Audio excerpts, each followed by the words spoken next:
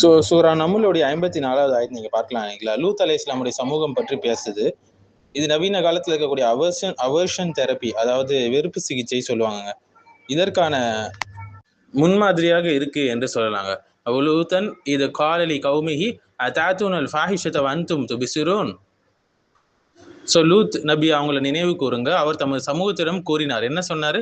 நீங்கள் தெரிந்தும் பார்த்து கொண்டிருந்தும் இந்த மிக கேவலமான செயலை செல்கிறீர்களா என்று அவர் கேட்கிறார். எப்படி இது அவர்ஷன் தெரப்பிக்கான முன்மாதிரி என்று பார்த்தீங்கன்னா, சைக்காலஜியில், அதாவது உளவியல்ல அவர்ஷன் தெரப்பினா என்னன்னு சொல்லுவாங்கன்னா, ஒரு நபர் ஒரு விஷயத்தை விரும்புறார்.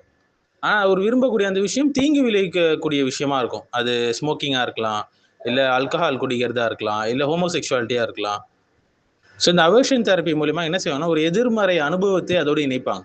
அந்த பழக்கத்தின் மீது ஒரு வெறுப்பு அல்லது அதை தவிர்த்து இருக்கக்கூடிய மனநிலையை உருவாக்க முயற்சி செய்வாங்க. இதுதாங்க இந்த சிகிச்சை முறை.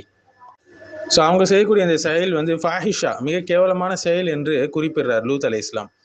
நீங்கள் தெரிந்தும் பார்த்து கொண்டும் இதை செய்றீங்களா என்று அவங்களுடைய மனசாட்சியை தூண்டுறார். அந்த மாதிரி பேசுறார். அந்த செயலின் மீது ஒரு நெறிமுறை ரீதியாக ஒரு வெறுப்புணர்வை உருவாக்க முயற்சி செய்றார் அந்த மக்கள் மத்தியில. தவறான ஒரு நடத்தையை ஒருத்தர் வச்சிருக்காருன்னா அதன் மீது ஒரு வெறுப்புணர்வை உருவாக்கி அதை விட்டு அவரை விலக செய்யணும். இதுதாங்க அவர்ஷன் தெரப்பி.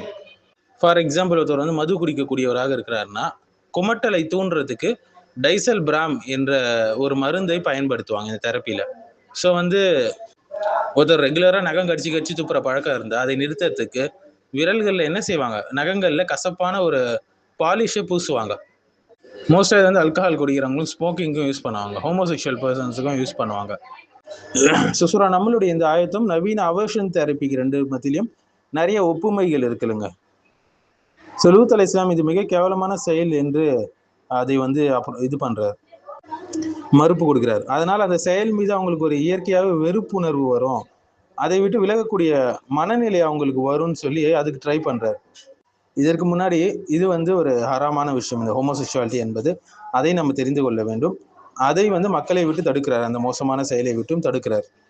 அல்லாஹ்விடம் நீங்கள் தௌபா செய்யுங்க, நல்ல மக்களை மாறுங்க என்று சொல்றார். நீங்க தெரிந்தும் பார்த்து கொண்டும் இதை செய்றீங்களா என்று அவர் கேட்கும்போது அந்த நடத்தையை மறுபரிசீலனை செய்யுங்க என்று அவங்கள தூண்ட வைக்குதுங்க.